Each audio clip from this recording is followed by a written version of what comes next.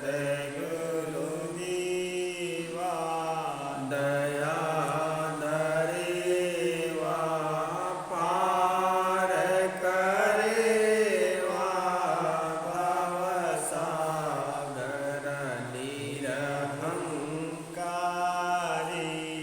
जग से पारी बोधरु पारी दुख दाहर रहित वासना भेटी त्रासना हरहु शासना गुण आदर त्याग करंता आसन रंता भाषण तंता नहे नागर बंदो गुरुवर देव सहज स्वभाव विज्ञान निधि करण हार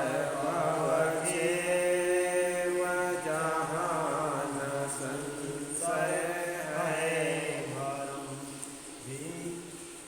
दीन कृपा कर ज्ञान जय दे सब जालन लगे खानी मान रुझान करो समन आसक्ति गुरु की बंदोषण मुख पारखी शेष वेद धरु हाथ बचन उचारों बंदगी दगी सत्य प्रेम के साए बंदगी साए बंदगी साए बंदगी बीजक चिंतन प्रवचन माला में आपका स्वागत है।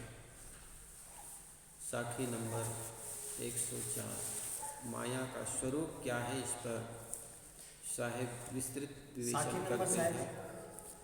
मन माया की कोठरी तन संशय का कोट विषहर मंत्र माने नहीं काल सर्प की चोट।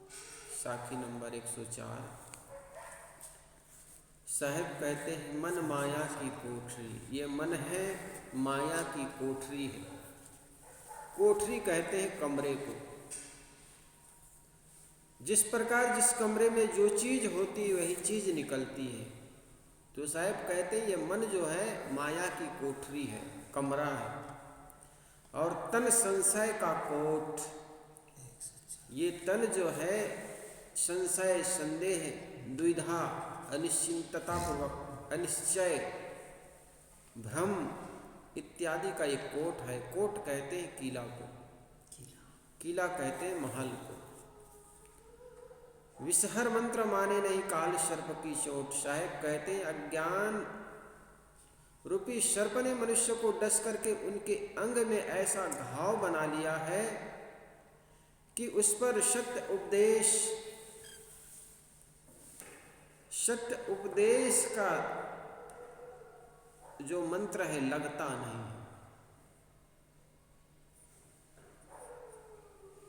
साहब बड़े अच्छे ढंग से बताते हैं, अपनी बात रखते हैं कि किस प्रकार अज्ञानी व्यक्ति को ज्ञान की बातें लगती नहीं। जैसे कपड़ों से भरी हुई कोठरी, बर्तन से भरी हुई कोठरी और किसी वस्तु से भरी हुई कोठरी होती है, वैसे माया से भरी हुई कोठरी है, वह है मन। मन माया की कोठरी। साधारण मनुष्य के मन में माया ही माया भरी रहती है। माया है धोखा। रात में पेड़ पर ठूंठ देखकर चोर का भ्रम होता है। रस्सी में सर्प का धोखा होता है। इसी प्रकार सांसारिक विषयों में स्थायी सुख प्राप्ति का धोखा होता है। मनुष्य के मन में अनेक प्रकार के अध्यास, कुसंस्कार, कुवासनाएं एवं आसक्तियां भरी है, ये वही तो माया है। कुछ लोग समझते हैं माया कोई स्वतंत्र वस्तु है, स्वतंत्र प्राणी है जो व्यक्ति के अंदर चढ़ जाता है, और कुछ लोगों का कहना है कि प्रभु के बनाई हुई ये माया है जो हम पर चढ़ गए। क्या करें महाराज, प्रभु की माया, राम की माया। ये राम की बनाए हुए माया आपको परेशान करे तो राम से दूर होना चाहिए, लेकिन ये माया किसी राम किसी प्रभु ने नहीं बनाया, ये आपकी बनाई हुई माया है।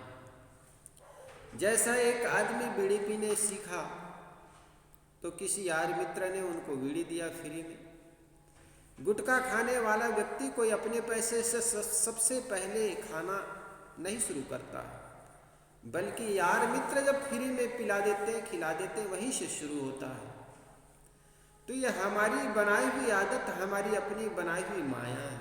ये किसी प्रभु ने, किसी ईश्वर ने, किसी भगवान ने, किसी राम ने हम पर डाल नहीं दिया है। लेकिन अधिकतर लोगों की यही मानसिकता होती है, ऐसा ही विचार होता है, क्या करें महाराज, ईश्वर की माया है। इसी प्रकार सांसारिक विषयों में स्थायी सुख प्राप्ति का धोखा होता है। मनुष्य के मन में अनेक प्रकार के अध्यास, कुसंस्कार, कुवासनाएं, आसक्तियां भरी है, ये माया है। कुछ लोग समझते हैं कि माया कोई प्रभु के द्वारा प्रेरित है, जीव के ना चाहने पर वह कूद करके चढ़ जाती है और उसे परेशान करती है। सदगुरु कबीर कहते हैं कि ऐसी कोई माया नहीं जो मनुष्य के मन में से कहीं बाहर अपनी सत्ता रखती हो और जीव के अलावा किसी दूसरे द्वारा प्रेरित होती हो। बस मन के अंदर पांचों विषयों का मोह बना रहता है, यही माया है। इसलिए यह मानना कि हमें कोई अन्य माया में बांध देता है, निपट अज्ञान है। यह हमारा मन ही माया की कोठरी है, इसी में से माया निकलती है और हमें परेशान करती है। और यह भी समझ लो कि यह माया हमारी ही बनाई है, हमने ही इसकी सृजन की है। अपने चेतन स्वरूप के अलावा और जो कुछ दृश्य विषय है उसमें अहंता, ममता, राग कर लेना, यही माया है। और यह माया ही तो करते हैं। हमें अपने स्वरूप, वास्तविक स्वरूप का भान नहीं रहता, इसलिए हम जो कुछ देखते हैं, सुनते हैं, उसमें राग करते हैं या द्वेष करते हैं। यह हमारे बनाए राग द्वेष ही हमारे बंधन के लिए माया बन जाते हैं। मान लो किसी कोठरी में गाय है तो कोठरी में से गाय निकलेगी। बकरी किसी कोठरी में है तो उससे खोलने से बकरियां निकलेगी। इसी प्रकार मनुष्य की जैसी नींद खुलती है, तुरंत ही मन की कोठरी खुल जाती है, उसमें माया निकलने लगती है। कहीं किसी के लिए ममता मोह की याद होती है तो किसी के लिए राग, प्रति द्वेष, घृणा की। कभी मन में काम संकल्प उठते हैं तो कभी क्रोध, कभी लोभ, तो कभी ईर्ष्या, कभी चिंता, तो कभी गलाने के संकल्प। अर्थ यह कि आदमी जब तक जागता है तब तक उनके मन में किसी न किसी प्रकार की मलिनता ही आती रहती है, यही माया है। और जागृत अवस्था में क्या है? जागृत अवस्था ही क्या, सोते समय में भी जब तक आदमी गाढ़ी नींद में नहीं रहता तब तक तो अर्ध सुसुप्ति ही रहती है। यही अवस्था, यही स्वप्न की अवस्था में है। स्वप्न में भी जीव माया के द्वंद में पड़ा रहता है। उसे स्वप्न में आभास होता है कि हमें मानो हाथी खदेड़ रहा है, सांप पीछा कर रहा है, शत्रु ने हमें घेर लिया है, नदी में हम डूब रहे हैं, काम भोग में प्रवृत्त हैं, क्रोध तथा ईर्ष्या में जल रहे हैं। जीव स्वप्न में भी चैन में नहीं रहता। गाढ़ी नींद एवं प्रगाढ़ सुसुप्ति में भी कुछ भान नहीं रहता, परंतु जागृत व स्वप्न के बीज सुसुप्ति में रहते हैं। इसलिए अज्ञानी मनुष्य के मन में सुसुप्ति में भी माया बीज रूप में बनी रहती है। इसलिए जागृत, स्वप्न और सुसुप्ति तीनों अवस्था में मनुष्य के मन में माया ही व्याप्त रहती है। इसलिए साहब कहते ये मन माया की कोठरी है, और जो चीज भरी हुई है वही चीज तो निकलेगी। तन संशय का कोठ या शरीर संदेहों, दुविधाओं एवं भ्रांतियों का मानो किला है। मनुष्य के जीवन में संशय का अंबार है। व्यापार करूं न, व्यापार रुक न जाए, नौकरी छूट न जाए, खेती डूब न जाए, प्रियजन बिछुड़ न जाए, विमुख न हो जाए, शरीर रोग न हो जाए, शरीर छूट न जाए।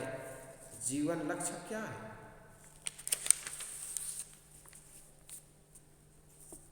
जीवन लक्ष्य क्या है?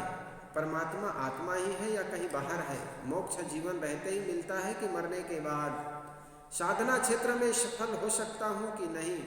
यदि साधु बन जाऊं तो गुजर होगा कि नहीं? ऐसे अनेक अनेक संशय मनुष्य की चिंता को चलाते रहते हैं।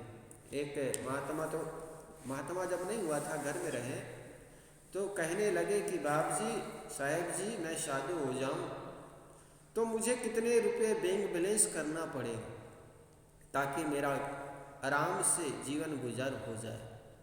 हमने कहा भैया, हम जब साधु हुए कभी कोई बैंक बैलेंस ना कोई पैसा लेकर निकले। आपको ऐसा लगता है कि खाने मिलेगी कि नहीं मिलेगा, रहने के लिए मकान मिलेगा कि नहीं मिलेगा, पहनने के लिए कपड़ा मिलेगा कि नहीं मिलेगा, तो केवल तुम्हारा भ्रांति है, संदेह है।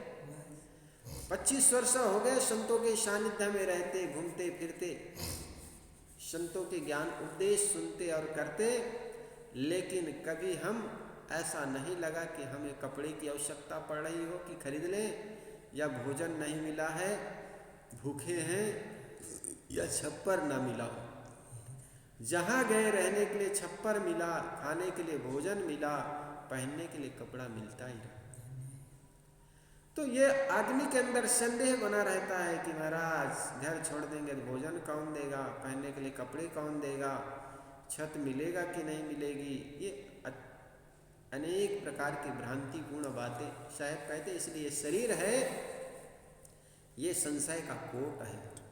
विषहर मंत्र माने नहीं काल सर्प की चोट, काल रूपी सर्प ने मनुष्य के मन को ऐसा चोट कर दी है, उसने ऐसा घाव बना दिया है, इस तरह डस लिया है कि मनुष्य निरंतर विषहर मंत्र नहीं मानता। जो विष का हरण कर ले वह विषहर मंत्र है। विषहर मंत्र स्वरूप ज्ञान है, सत्य उपदेश है, मनुष्य उसे नहीं मानता क्योंकि काल सर्प ने उसे अपने विष से अत्यंत प्रभावित कर दिया है।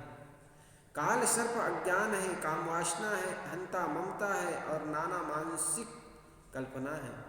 खानी जाल का मुख्य अध्यास है कामवासना तथा वाणी जाल का मुख्य अध्यास है अपने चेतन स्वरूप से अलग अलग लक्ष्य खोजना, और दोनों का समवेश रूप है अज्ञान। इस अज्ञान से ही विषयों के लिए नाना कल्पनाएं उठती है तथा बाहर से देवी देवता और ईश्वर ब्रह्म पाने की कल्पना उठती है। इन सारी कल्पनाओं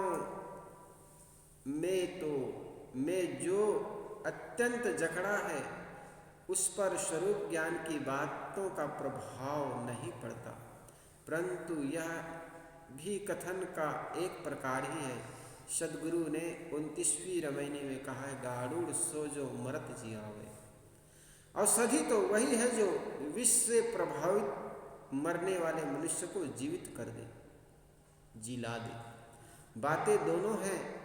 अधिक तो यही है कि अज्ञान में अत्यंत जकड़े आदमी को उपदेश नहीं लगता, परंतु कहीं कहीं देखा जाता है कि अत्यंत व्यामोही आदमी भी सत्य उपदेश पाकर एकदम जाग जाते हैं। इसलिए गाड़ू जैसे जहाँ प्रबल गुरुजन सदैव यहाँ प्रयत्न करते हैं कि लोग माया मोह से जगकर अपना कल्याण करें। कई बार होता है विषहर मंत्र माने नहीं काल सर्प की चोट, ऐसे अज्ञान से डसा हुआ व्यक्ति को औषधि नहीं लगती, लेकिन औषधि का महत्ता तभी है जो जड़ व्यक्ति को भी, अत्यधिक रोगी व्यक्ति को भी जीवन दान दे दे। इसलिए साहब कहते हैं कि गाड़ुड़ सो जो मरत जियावे, दवाई वही है जो मरते हुए व्यक्ति को भी जीवित कर दे। और तो अनेक सत्य उपदेशक होते हैं, हार जाते हैं, लेकिन सद्गुरु के ज्ञान, सतगुरु के उपदेश है, सत्य ज्ञान है। और सत्य ज्ञान का महिमा यही है कि वो मरत जीवा दे, अज्ञान मोही में सोया हुआ व्यक्ति को भी जागृत अवस्था में ले आए, अत्यंत विषयी पामर व्यक्ति को भी ज्ञान की बात सुनाकर सन्मार्ग में लगा दे। यही सत्य उपदेश का महत्ता है। साहेब आगे कहते हैं, मन माया तो एक है, माया मन ही समाए, तीन लोक संशय परि मैं काहि कहो समझाए। एक बात और गहन गंभीरता से सोच समझ लेना चाहिए।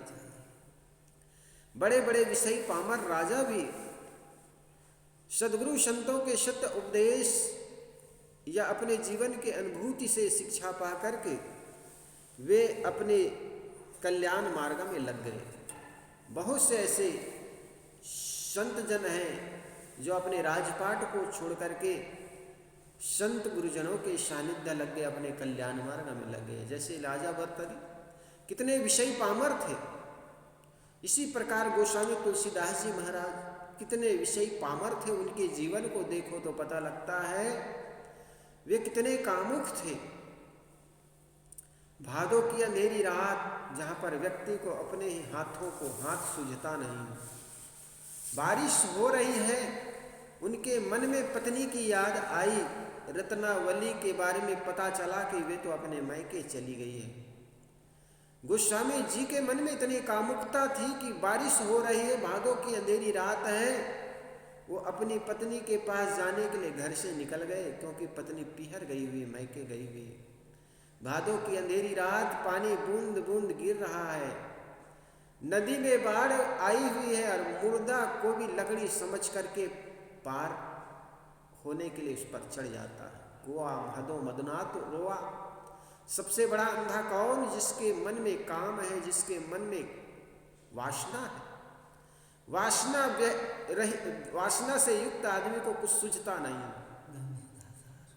जिसके मन में वासना भरी हो उसको कुछ सूझेगा ज्ञान की बातें? सत्य असत्य क्या है इसके बारे में जानकारी होगी, क्या सही क्या गलत जान पाएगा। जिस प्रकार अज्ञानी व्यक्ति, अंधे व्यक्ति को कुछ सूझता नहीं, उसको मृत व्यक्ति लाश पर भी चढ़ गया लकड़ी समझकर और पार हो गए। और जाकर के कहते हैं, दरवाजा खटखटाते हैं तो वहां से रत्नावली निकलती है, और रत्नावली अपने पति को देखकर रात्रि में देख करके बड़ा आश्चर्य हो जाती है और ज्ञान की ताड़ना दी कि जिस शाम और हड्डी से बने हुए शरीर से जितना मोह करते हो, काश इतना ही अपने स्वरूप ज्ञान के बारे में जानते, अपने राम के बारे में जानने की चेष्टा करते तो तुम्हारा कल्याण हो जाता। ये मोही व्यक्ति भी जाग जाते हैं। गारुड़ सोजो मरत जियावे। इसीलिए साहिब कहते हैं, दवाई या सत्य उपदेश वह है जो अज्ञानता से मर रहे व्यक्ति को विज्ञान की घुट्टी पिला दे। इसी प्रकार राजा भर्तरी के लिए कहा जाता है, राजा भर्तरी बड़े मोही थे अपनी पत्नी पिंगला के प्रति, और पिंगला का जो प्रेम था घोड़ा दरोगा से था। एक दिन अपनी बात छुपाने के लिए कहा जाता है, अपने देवर पर ऑब्जेक्शन लगाना शुरू कर दी, क्योंकि देवर के जान गए उनकी बच्चलनपन को, उनकी घटिया कृत्य को उनके देवर राजा भर्तरी के भाई विक्रमादित्य जान गए। विक्रमादित्य एक दिन अपने भाई के पास जाकर बताने लगा, भैया भाभी बच्चलन है, इस पर आपको ब्रेक लगाना चाहिए, इस पर आपको रोक लगाना चाहिए। मोही आदमी जो बात नहीं बतानी चाहिए वो भी बात अपनी प्रीता से जाकर के बता देता है। राजा भर्तरी अपनी पत्नी से बहुत मोही था, प्रेम करता था, और इस बताने योग्य बात को भी जाकर के अपनी पत्नी पिंगला से कहता है कि देवी, मेरे छोटा भाई विक्रमादित्य तुम्हें ऐसा ऐसा कह रहा था। रानी पिंगला कहती खुद तो बच्चलन है, अपनी बातों को छुपाने के लिए वो मुझ पर ऑब्जेक्शन लगा रहे हैं। एक दिन उनका पोल खुलेगा। कहा जाता है एक नगर सेठ था। नगर के सेठ के पास जाकर के उन्होंने नगर सेठ पर दबाव बनाया कि तुम ये कहो कि ये तुम्हारा भाई विक्रमादित्य मेरी बहू को बलात् चाहता है। सेठ ने हाथ जोड़ा, देवी मैं ऐसे देव पुरुष को कैसे ऑब्जेक्शन लगाऊं, बदनामी करूं, और कैसे राजा के पास जाकर के कहूं मैं कि तुम्हारा भाई बच्चलन है, खराब है करके। रानी ने दबाव बनाया कि ऐसा नहीं करोगे तुम्हें राज्य से निकाला जाएगा। बेचारा मरता तो ना क्या करता। गया राजा के पास और सेठ जाकर के राजा के पास कहने लगा, राजन आपका जो भाई है विक्रमादित्य मेरी बहू को बलात् चाहता है, उनको कोई सजा दो। राजा भर्तरी ये बात सुन करके अपने भाई को बुला करके उनको देश निकाला कर देता। भाई ने समझाने का प्रयास किया कि भैया आप एक दिन पछताओगे, मैं गलत नहीं हूँ, लेकिन मोही आदमी कब किसका सुनता है, सत्य उपदेश कब सुनता है। वो माने नहीं और अपने नौकरों से कहा कि इनको ले जा करके जंगल में छोड़ आओ या मार डालो। कैसे उनको एक सजा दी, देश निकालने का सजा दे दी। नौकर लोग ले जा करके उनको जंगल में छोड़ दिए, मारे तो नहीं।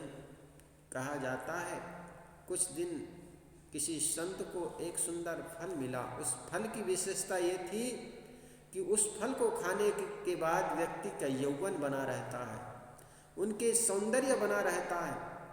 ये फल की विशेषता वो महात्मा गा करके चले गए, राजा भर्तरी को दे करके चले गए। राजा भर्तरी ने सोचा ये फल खा करके मैं क्या करूं, क्योंकि मेरे जीवन जो है ये तो मेरी पत्नी के होने पर है। पत्नी स्वस्थ है तो मेरा जीवन स्वस्थ है, पत्नी सुंदर है तो मेरा जीवन सुंदर है, अन्यथा मैं तो कहीं के नहीं रह सकता हूँ। जाकर के वो फल की विशेषता गा करके अपनी पत्नी से कहता है कि देवी ये सुंदर फल किसी संत ने मुझे दिया है, ये यौवन सदा बना रहेगा, तुम्हारे सौंदर्य सदा बना रहेगा, इसको तू खा ले। उनकी बात सुन करके पिंगला ने कहा, देव इसको मैं स्नान करके खाऊंगी। ये कह करके कहा जाता है रात्रि में वो फल खाई नहीं, बल्कि अपने प्रीता उस पिंगला का जो प्रेमी था वो घोड़ा दरोगा था, जो घोड़ा का रनिवास साफ करते, घोड़े की जगहों को साफ करते, उससे उनका प्रेम था। घोड़ा दरोगा को बुलाकर वो फल दे देती है, और घोड़ा दरोगा को जो प्रेम था नगर के वेश्या से था, वो घोड़ा दरोगा अपनी प्रीता वेश्या को दे देता है, और उस वेश्या ने वो फल ले जा करके राजा को पुनः दे देता है। राजा ने अपने हाथों में ये फल देख करके बड़ा आश्चर्य होता है, देवी तूने ये फल कहाँ से पाई, बताओ सच सच, अन्यथा देश से निकाल दिए जाओगे। रानी देश के निकाल जाने के डर से सच सच बता देती, वो जो वेश्या है वो नगर वेश्या।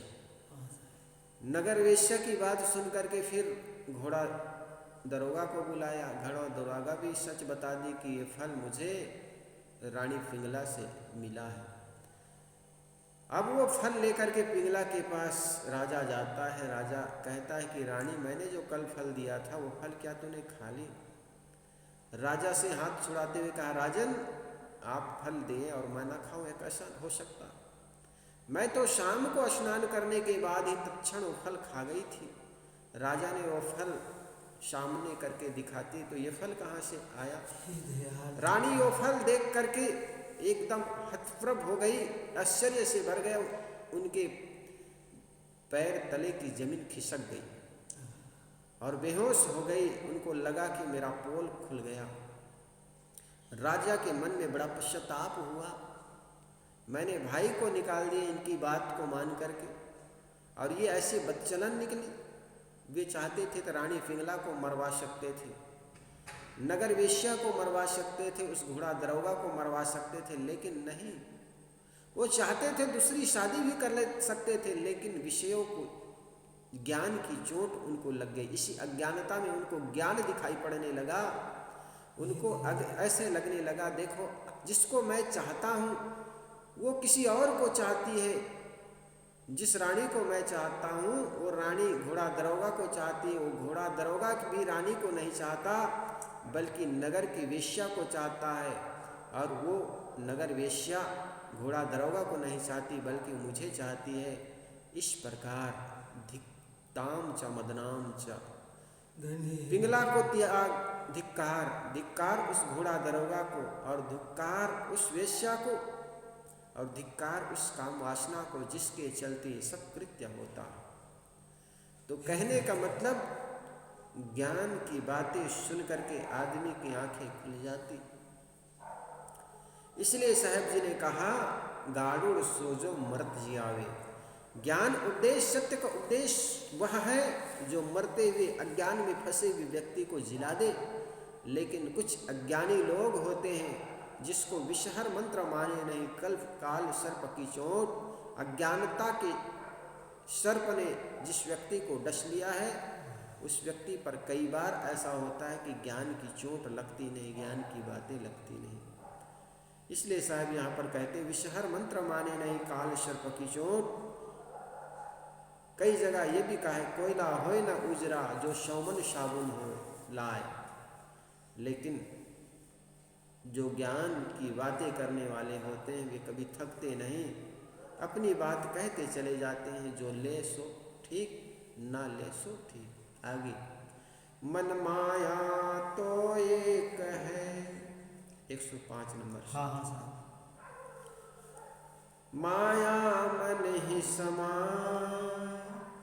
तीन लोक संशय परे, मैं काहि कहूँ समझा।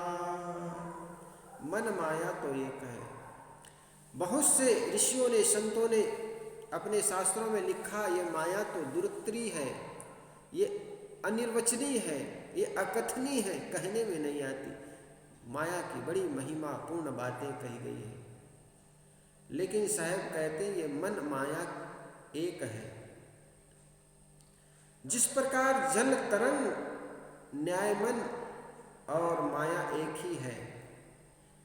माया मन में ही लीन है, परंतु संसार के लोगों के हृदय में भ्रम है कि माया मनुष्य के मन से अलग एक निरपेक्ष तत्व है जो किसी ईश्वर या ब्रह्म से चलाई है, चालित है, और उनके द्वारा यह जीव पर दौड़ा दी जाती है। सद्गुरु कहते हैं कि मैं किसको किसको समझा कर कहूँ, तीन लोग संशय परी, मैं काहे कहूँ समझाऊं। ऐसे बात नहीं है, किंतु माया मनुष्य का मन की ही कल्पना है। ये बात मैं कैसे किस किस को समझाऊं। मन माया तो एक है, माया मनी समाया। जैसे पानी और उनके उठते हुए, उनमें उठने वाली तरंगे दो होते हुए भी अंततः एक है। जैसे मन तथा उसमें उठने वाली कल्पनाएं दो होते हुए भी अंततः एक है। पानी को हटा देने से तरंग का अस्तित्व नहीं रह जाता है। इसी प्रकार मन में के लीन हो जाने पर कल्पनाएं और संकल्प का अस्तित्व नहीं रह सकता। मन माया तो एक है, इस बात को हमें ठीक से समझ लेना चाहिए। यदि मन और माया एक है तो यह प्रश्न उठता है कि ज्ञानी पुरुष का भी जब तक शरीर रहता है तब तक मन तो रहता ही है, और तब तक फिर उसके पास माया भी रहेगी ही। क्योंकि मन माया एक है, इसलिए ज्ञानी पुरुष भी जीवन भर माया से मुक्त नहीं हो सकता है। फिर उसका ज्ञान होना कहना निरर्थक हो जाता है। वस्तुतः शुद्ध मन भी माया है। कई लोगों के मन में प्रश्न उठता है, मन माया तो एक है कहते हो, तो अज्ञानियों के पास भी मन होता है और ज्ञानियों के पास भी मन होता है, और आप ये कहते हो कि मन माया एक है, तो ज्ञानी लोग माया से मुक्त कैसे हो गए? बात इनको ठीक है, दोनों मन है और दोनों माया है, लेकिन ज्ञानियों के पास जो मन है उस मन में ज्ञान की बातें होती हैं। विवेक विचार की बातें होती हैं, लेकिन अज्ञानी के जो मन में होता है वो मोह राग द्वेष का विचार होता है। दोनों के लिए माया है, लेकिन जो ज्ञान सत्संग की जो बातें हैं वो व्यक्ति के लिए, ज्ञानी के लिए कल्याण का कारण बनता है, और जिस अज्ञानी के मन में राग द्वेष रूपी माया है वो बंधन का काम बनता है, कारण बनता है। इसलिए माया तो दोनों है। जैसे अज्ञान, काम, क्रोध एवं कल्पना, इनकी चर्चा पिछली साखी में विस्तार पूर्वक हो चुकी है। वह माया भी मन में ही लीन है, वह माया भी मन में ही लीन है, मन से अलग उसका अस्तित्व नहीं है। जैसे पानी में लहर है, हवा में आंधी उठती है, परंतु लहर और आंधी के न रहने पर भी पानी और हवा रहते हैं। वैसे मन में ही काम आदि विकार रूपी माया उठती है, परंतु काम आदि विकार रूपी माया के न रहते भी मन रहता है। विकारों का न रहना ही माया से मुक्ति है, और मन तो जीवन पर्यंत रहता है। इसलिए संत लोग कहते हैं कि समाधि अवस्था में रहते हो तो मन निर्विषय हो जाए, मन में किसी प्रकार के विषय ना उठे, अमन हो जाए। समाधि अवस्था में अमन हो जाए, लेकिन व्यवहार क्षेत्र में जब उतरो तो विकारहीन मन हो जाए। समाधि में रहो तो ऐसे अपने ध्यान करो कि मन समाप्त हो जाए, लेकिन व्यवहार क्षेत्र में उतरो तो किसी प्रकार के विकार न रहे। कई बार होता है मन में इधर खाए जा रहे हैं, व्यवहार कर रहे हैं, और लोग पुरानी लड़ाई को, पुराना झगड़ा को याद किए जा रहे हैं। कहीं सत्संग में बैठे, वहां पर भी आदमी अज्ञानता से मन को भर सकता है। 20 वर्ष पहले किसी आदमी ने कुछ कहा, बस सामने आकर बैठ गया, फिर शुरू हो गया, आज बड़ा सत्संगी बन रहा। इस आदमी ने तो मुझे 20 साल पहले ऐसे शब्द प्रयोग किया था, बस आपका मन गंदा हो गया, माया से भर गया। और वहीं पर बैठ करके अगर ज्ञान की चर्चा सुन रहे हैं और ज्ञान के बारे में अपने को तौल रहे हो कि ये बात वास्तव में मेरे लिए सही है, मेरे लिए ही कहे जा रहे हैं, मुझे ये छोड़ना चाहिए, तो वही ज्ञान रूपी बंधन, माया आपके लिए बंधन का, मुक्ति का कारण बन सकता है। तो यदि साधक विकारहीन मन वाला है तो वह माया से मुक्त है। 3 लोग संशय परि मैं काहि कहूँ समझाए। सद्गुरु कहते हैं संसार में प्रायः सभी लोगों को यह भ्रम है कि माया मनुष्य के मन से अलग कोई बलवान सत्ता है। ईश्वरवादी या ब्रह्मवादी दोनों ने माया की विचित्र व्याख्या कर डाली। हिंदू ईश्वरवादियों ने मान रखा है कि माया तो ईश्वर की शक्ति है, इसी ने जगत जीवों को फंसा रखा है। ईश्वर ने अपने माया जाल में सबको फंसाया है। हरि माया अति दूर तरी न जाए विहंगेश, अर्थात तथा उमा दारू दोषित की नाई, सभी नचावत राम गोसाई। लोगों की जुबान पर कहती है प्रभु माया बलियसी। कुछ लोगों के मतानुसार सतपुरुष तथा ईश्वर से भी बलवान काल निरंजन है, जो ईश्वर के राज्य में गड़बड़ी मचाता है और जीवों को भटका कर ईश्वर से विमुख कर देता है। शामी मजहब के परंपरा के लोग जैसे अरब, असीरिया, बेबीलोन आदि के क्षेत्र को शामी कहते हैं। शामी मजहब वाले प्रायः ऐसे शैतान मानते हैं जो जीवों को भ्रम में डालकर अल्लाह से विमुख कर देता है। अद्वैत ब्रह्मवादी कहते हैं कि माया अघटित घटना पटिष्यसी दुरत्यया तथा अनिर्वचनीय है। स्वामी शंकर कहते हैं माया तो सत कहूँ तो ठीक नहीं, असत कहूँ तो भी ठीक नहीं, उभयात्मक कहूँ तो भी ठीक नहीं। इसी प्रकार माया को ब्रह्म से भिन्न, अभिन्न तथा उभयात्मक और अंग रहित तथा उभयात्मक कहते नहीं बनता है। वस्तुतः माया महान, अद्भुत और अनिर्वचनीय कहने में न आने वाली है। ब्रह्मवादी लोग प्रायः जगत को तो जड़ तत्वों के स्वभाव सिद्ध क्रियावान कणों का फल है, किसी अकथनीय माया का फल होने की कल्पना करते हैं। इसलिए माया की व्याख्या और उलझ जाती है। इस प्रकार ईश्वरवादियों एवं ब्रह्मवादियों ने माया की परिभाषा ऐसी उलझा रखी है जो मनुष्य के समझने में न आवे, बल्कि उससे यही भ्रम हो कि माया ईश्वर की एक ऐसी शक्ति है या ऐसी स्वतंत्र सत्ता है जो जीव को जैसा चाहे नचाती रहे और जीव का उसमें कोई वश न चले।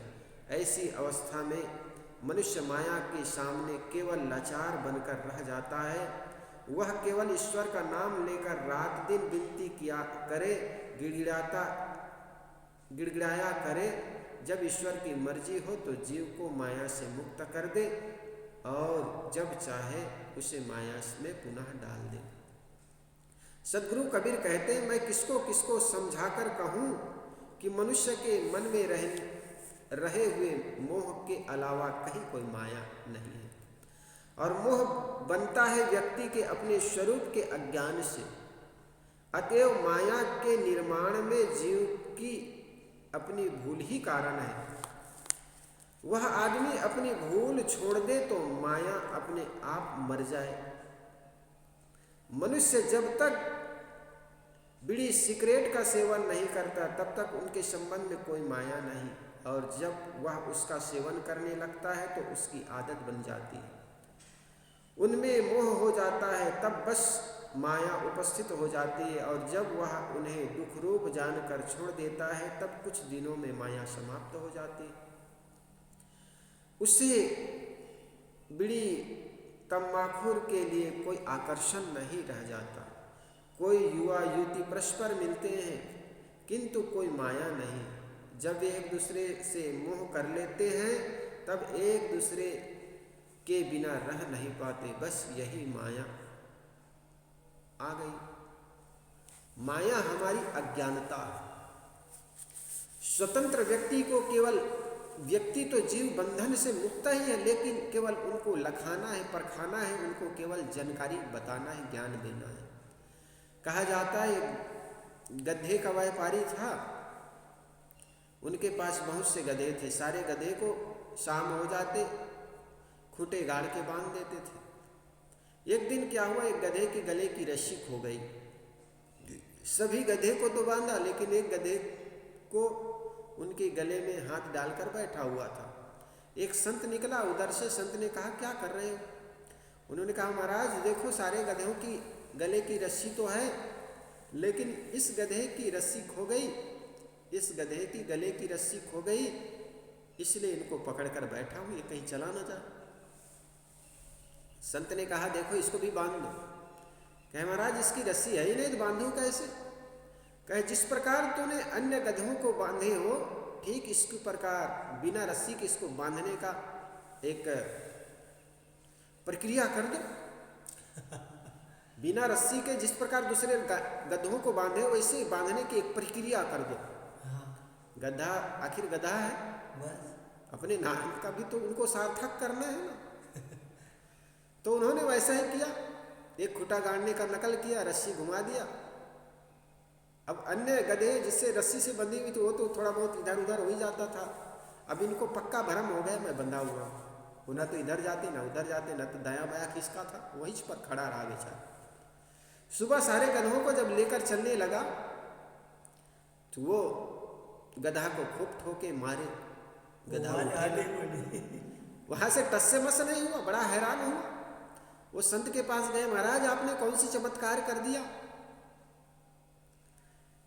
वो गधा तो चलने का नाम ही नहीं ले रहा है। संत ने कहा, कोई चमत्कार नहीं, लेकिन गधे के लिए हर बात चमत्कार होती है। आखिर गधा तो है और गधे लोगों के लिए हर बात चमत्कार है। बस जिस प्रक्रिया से उनको बांधने का तूने नाटक किया है ना, ठीक वैसे ही प्रक्रिया कर लो, वो खुल जाएगा। हमारा जैसे खुल जाएगा, हाँ खुल जाएगा, चलने लग जाएगा। और कहा जाता है जिस ढंग से उन्होंने बांधने की प्रक्रिया की थी ठीक उसके विपरीत खोलने की प्रक्रिया की और गधे को हाँका, गधा चलने लग गया। ठीक ऐसा ही जिस प्रकार गधे के गले में रस्सी थी नहीं लेकिन एक बंधने का भ्रम हो गया था, रस्सी से मैं बंधा हुआ हूँ, ठीक इसी प्रकार व्यक्ति संसार से बंधा रहता है, बीड़ी तम्बाकू से बंधा रहता है। कहो बीड़ी छोड़ो, तम्बाकू छोड़ो, कहे महाराज शरीर छूट जाएगा लेकिन बीड़ी नहीं छूटेगी। क्यों? क्योंकि उनके मन में यह अज्ञानता भरा हुआ है कि मैं बंधा हुआ हूँ। घर परिवार में रहते लोगों को कहो भाई चलो 4 दिन हमारे साथ सत्संग करें, महाराज बड़ी जिम्मेदारियां।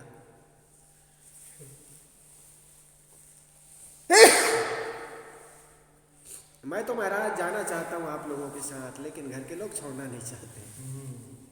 और घर के लोग सोचते हैं कि बूढ़ा चला जाए तो हमें बड़ा निश्चिंत मिलेगी, बड़ी शांति मिलेगी। लेकिन बूढ़ा कहता है मुझे घर के लोग छोड़ते नहीं। ये आदमी भ्रम में पड़ा हुआ है। आप छोड़ो तब छूटे, कौन छोड़ेगा आपको? शायद कहते हैं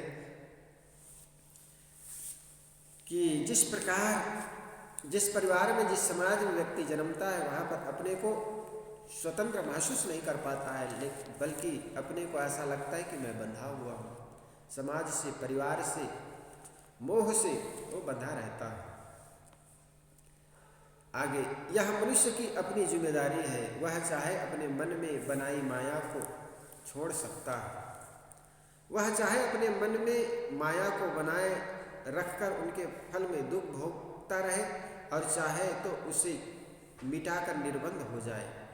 जो भेद नहीं समझ पाते वे बीजक की वाणियों में भी ऐसे अर्थों की कल्पना कर देते हैं जिससे माया का रूप जीव के मन से अलग तथा उनके अधिकार के बाहर किसी दूसरे के हाथों में हो।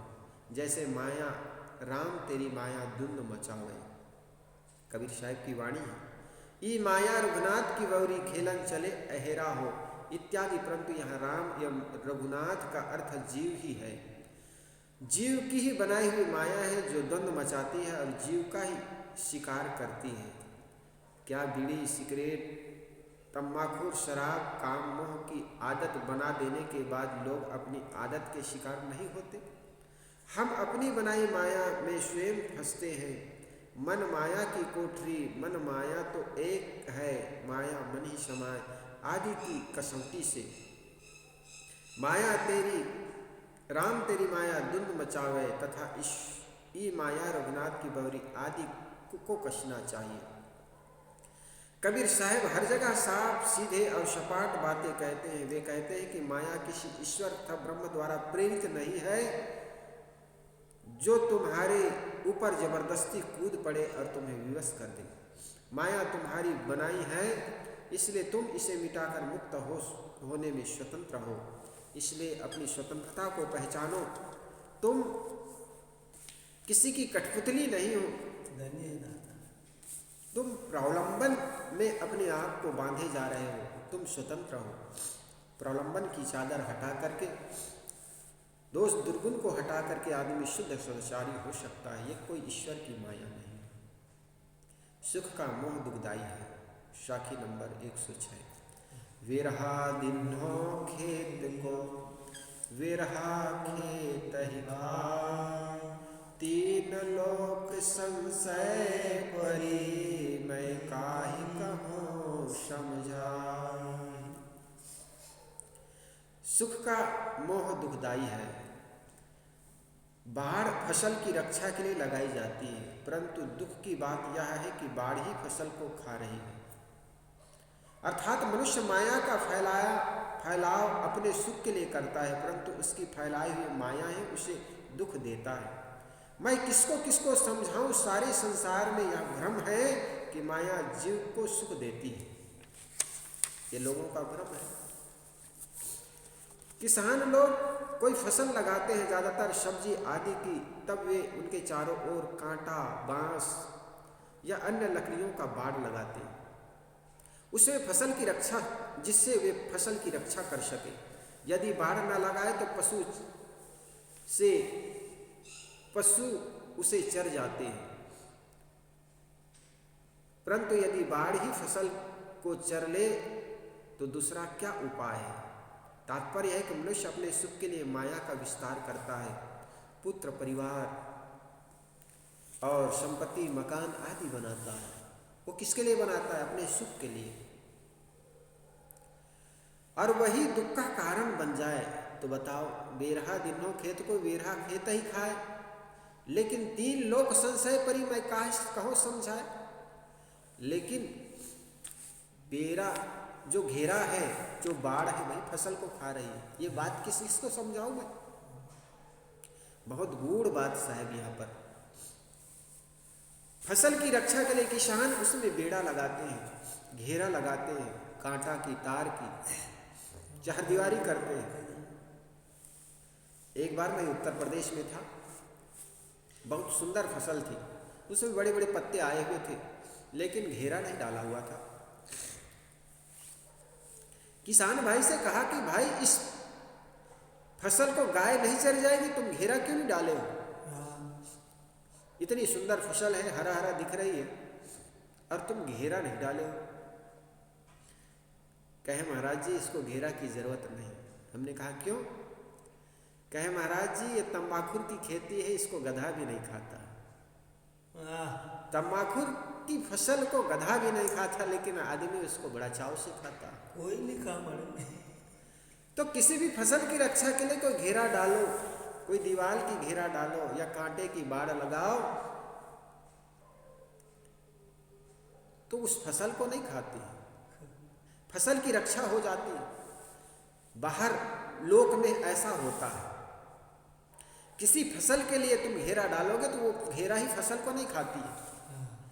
ये तो इंसान के लिए है कि इंसान अपने सुख के लिए बड़े परिवार का विस्तार करता है, पत्नी, बच्चे, मकान, दुकान, लेकिन अंततः उनको ऐसा लगता है ये घर मुझे काट रहा है, ये परिवार के लोग मुझे दुख दे रहा है। साहब कहते हैं लोगों को संशय है कि ये घर परिवार हमारी रक्षा के लिए है, लेकिन साहब कहते हैं ये संशय है तुम्हारा, भ्रम है, ये तुम्हें ही खा जाएगा। ये तुम्हारे सुख के रूपी फसल को ही खा जाएगा, जिसके रक्षा के लिए तुमने लगाया है। ऐसा होता है। बेरहा दिनों खेत को बेरहा ही खेत है खाए। ये एक बूढ़ी माँ थी, गुजरात की घटना है। बूढ़ी माँ कपड़ा धो धो करके अपने एक बेटा को खूब वो माँ पढ़ाई लिखाई, बेटा भी पढ़ लिख करके डॉक्टर हो गया। माँ अपने 2 टाइम का भोजन 1 टाइम करती, वो पैसा बचा बचा करके बेचारी बेटा को खूब पढ़ाई, पढ़ लिख करके बेटा भी योग्य हो गया, डॉक्टर बन गया। एक किसी डॉक्टरीन लड़की से उनकी शादी कर दी। माँ बड़ी खुश हो गई, बेचारी कपड़ा धो धो करके मेहनत कर करके अपने बच्चे को पढ़ाई थी। बच्चा जब सही जगह पर लग गया तो माँ बड़ी खुश हो गई। एक दिन माँ को फालिश मार गया, लकवा कहते, लकवा मार गया। माता बिस्तर में पड़ी रहती, न उठ पाती न बैठ पाती, करवट बदलती रहती थी। अब उनकी बहू तो पढ़ लिख कर आई हुई थी, और पढ़ लिख कर के आई हुई बहू वो समझती थी कि अब लकवा मार गए तो सेवा कौन करे। तो बेटा, आखिर बेटा था, बेटा रात और दिन सेवा करता, सुबह उठता, माँ का कपड़ा बदलता, बिस्तर साफ करता, भोजन खाने के लिए कुछ बनाता, तरह तरह की सेवा करता। एक दिन लड़का सोचने लगा ये बूढ़ी माँ का मैं कब तक सेवा करूं। ठंडी का दिन था, माँ को गोदी में उठाता है लड़का। माँ बहुत खुश हो गई, मेरा बेटा देखो मुझसे कितना प्यार करता, गोदी में उठा रहा है। फिर लड़का ने उसको सीढ़ी की ओर ले जाने लगा। माँ बड़ी खुश हो गई, देखो धूप मुझे मिल नहीं पा रही है कमरे के अंदर, तो मुझे बेटा सीढ़ी से ऊपर छत पर मुझे धूप दिखाने के लिए ले जा रहा है। माँ बहुत प्रसन्न हुई, बड़ी खुश हुई। कुछ देर तक तो बेटा छत पर माँ को घुमाती रही, धूप दिखाता रहा। लेकिन माँ कुछ समझ पाती उसके पहले बेटा ने उस माँ को गोद में उठा करके छत से नीचे फेंक दिया। माँ गिर करके मर गई। पुलिस वालों ने सोचा बुढ़िया गिर गई होगी, लेकिन बाद में खोजबीन किया गया। सीसीटीवी और कैमरा से पता चला कि बूढ़ी माँ गिरी नहीं थी, बल्कि उनके ही इकलौता बेटा के द्वारा गिरा दिया गया था। उस लड़का को कहा, अरे भले आदमी, तूने अपनी माँ को मार डाला, गिरा दिया, और क्यों गिराया आखिर? लड़का ने कहा, माँ कि साहब मैं अपनी माँ की सेवा करते करते थक गया था और उस थकान से मुक्त पाने के लिए मैंने अपनी माँ को छत से गिरा दिया। पुलिस वालों ने कहा, अरे भले आदमी, जिस माँ ने तुम्हें 9 महीने तक अपने गर्भ में रखी वो थकी नहीं। जिस माँ ने तुम्हें हजारों बार सैकड़ों बार बिस्तर में सुलाती थी, अपने साथ तुम पेशाब कर देते थे, तुम्हारी माँ थकी नहीं, और आज तुम महीने भर में ही थक गए। तो जिस सुख के लिए, जिस शांति के लिए आदमी घेरा बनाता है, उस घेरा की रक्षा के लिए, उस सुख की रक्षा के लिए, वही उस सुख को ही खाए जा रहे हैं। तो साहेब का बड़े महत्वपूर्ण, यह शाखी वेरहा दिनो खेत को वेरहा खेत ही खाए, 3 लोक संशय परी मैं काहे कहो समझाए। मनुष्य अपने सुख के लिए माया का विस्तार करता है, परंतु वह माया का फैलाव ही जीव को संताप देता है। एक स्वच्छंद नवयुवक होता है, वह यदि माता पिता की सेवा करे, साथ साथ अपनी आध्यात्मिक उन्नति करे, तो उसका जीवन कल्याण की तरफ अग्रसर हो। परंतु वह अपने सुख की कल्पना करके मन के मोह उत्पन्न करता है, वह मोह ही माया है। और इस माया के विस्तार में वह अपनी शादी करता है, बच्चे पैदा करता है, धन संग्रह एवं परिवार बढ़ाता है। उनके बाद जीवन भर उसमें उलझ कर दुख पाता है। युवक को उनका व्यामोह होता है इंद्रिय सुख का, उसी व्यामोह में वह अपने आप को वैवाहिक बंधनों में बांधता है। उसे दूसरा व्यामोह होता है बुढ़ापा की व्यवस्था का। हर पति पत्नी अपने बुढ़ापा के लिए काफी भयभीत रहते हैं कि उस समय हमारी सेवा कौन करेगा, परंतु वह एक व्यामोह मात्र है। संसार में देखा जाता है कि बाल बच्चों वाले मनुष्यों की अपेक्षा वे सदा सुखी होते हैं जिनके बाल बच्चे नहीं होते हैं। जिनके बाल बच्चे नहीं होते हैं, बशर्ते वे अपने मन में बाल बच्चों की कमी न महसूस करें। अधिकतम बाल बच्चे वाले दुखी ही देखे जाते हैं। बुढ़ापा में सेवा कौन करेगा, यह भय बेकार है। सबको सेवा की जरूरत नहीं पड़ती, यदि जरूरत पड़ जाती है तो कोई ना कोई सेवा करने वाले मिल जाते हैं। मनुष्य को चाहिए कि वह अपनी स्वस्थ अवस्था में दूसरे की सेवा करने के लिए ही तत्पर रहे। आदमी बैठा बैठा घबराता है, बोर होता है, तो वह अपने चैन के लिए ताश खेलने लगता है। पीछे उनकी आदत हो जाने पर उसे बिना ताश खेले नहीं रह जाता। यदि उसे कोई ताश खेलने वाला ना मिले तो वह बेचैन होता है। शराब, बीड़ी, सिगरेट, पान, तम्बाकू, मांस, मैथुन आदि का सेवन आदमी अपने मन इंद्रियों के सुख के लिए करता है, परंतु वे सब उनको दुख देने वाले हो जाते हैं। उल्टी बुद्धि में हम तो कुछ करते हैं, वह सब हमारे लिए दुख का साधन बन जाता है। उल्टी बुद्धि में हम जो कुछ करते हैं वह सब हमारे लिए दुख का साधन बन जाता है। जीवन रक्षा के लिए उपाय करना ठीक है, यह आवश्यक भी है। मनुष्य को भोजन, वस्त्र, औषधि, आवास तथा अन्य जीवन उपयोगी वस्तुओं की आवश्यकता है। उनके लिए मनुष्य को श्रम करना चाहिए, परंतु उसमें भी संतुलन का ध्यान रखना चाहिए। अज्ञानवश जीव निर्वाह में संतोष वृत्ति न रखने से लोग तृष्णा की धारा में पड़ जाते हैं। जितना कम से कम तथा साधारण से साधारण चीजों में गुजर किया जा सके अच्छा है। अन्यथा यदि आदमी बहुत उत्तम तथा अच्छे के चक्कर में पड़ेगा तो मानो बेरहा खेत खाने लगेगा।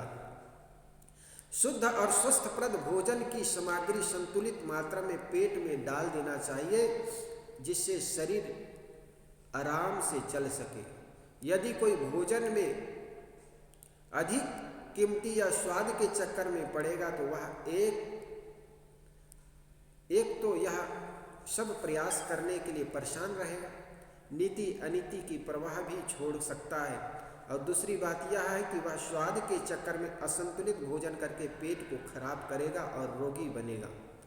भोजन खाया जाना चाहिए तृप्त के लिए, तो वह हो जाएगा रोग और दुख के लिए। भोजन खाया जाना चाहिए तृष्णा तृप्ति के लिए, तो वह हो जाएगा रोग और दुख के लिए। वह बेरहा के खेत को खाने की बात हो गई। भोजन तो खाना चाहिए हम अपने पेट की सुधा को समाप्त करने के लिए, लेकिन आदमी सोचे कि इससे मैं बलवस्ती बन जाऊं, बलवान हो जाऊं, या स्वाद के वशीभूत होकर के खाएगा तो उल्टा वो रोगी बन जाएगा। फिर तो वही वाली बात होगी, बेरहा दिन में खेत को बेरहा खेत ही खाए। हमारे जीवन में पदार्थों का संग्रह एवं प्राणियों का संबंध विवेक पूर्वक होना चाहिए। यह सब अपने तथा दूसरे के कल्याण के लिए होना चाहिए। ऐसा न होने से सब अपने तथा दूसरे के लिए राग द्वेष तथा भवबंधनों का निर्माण करने लगे। सारी वृत्तियों का फल निवृत्ति होना चाहिए। सारे संबंधों का फल संबंध जनित बंधनों को तोड़ने के लिए होना चाहिए। हमारे शरीर धारण का फल होना चाहिए विषय शक्तियों को नष्ट कर अपने चेतन स्वरूप में स्थिर होने के लिए। हमारे जीवन में हर संबंध प्रवृत्ति एवं क्रिया का फल स्थायी सुख शांति निर्बंध स्वच्छंदता एवं मोक्ष होना चाहिए।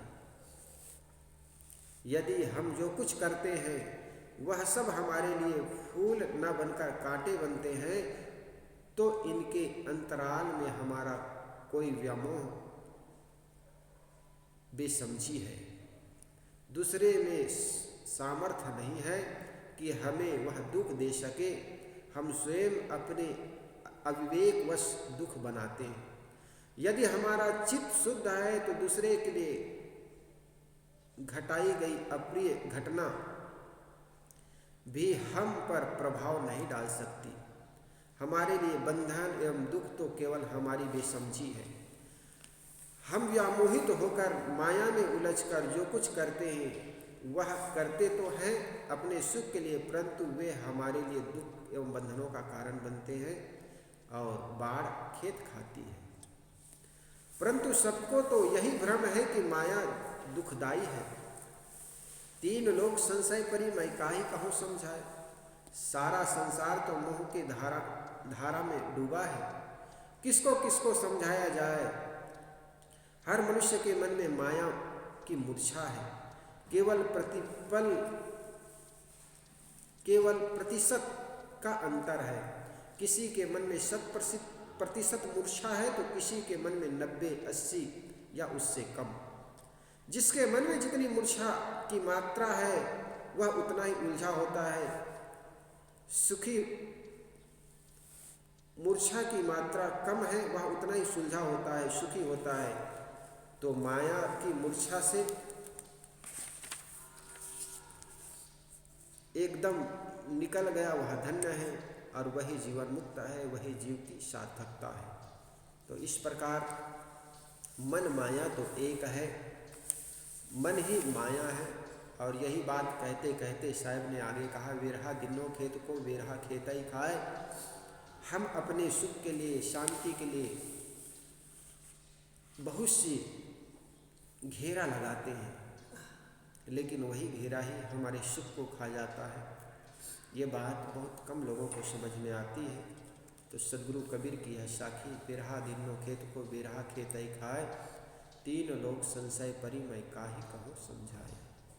वंदनी है गुरुदेव तुमको, वंदनी है गुरुदेव। काल जाल के फंदा भारी, काल जाल के फंदा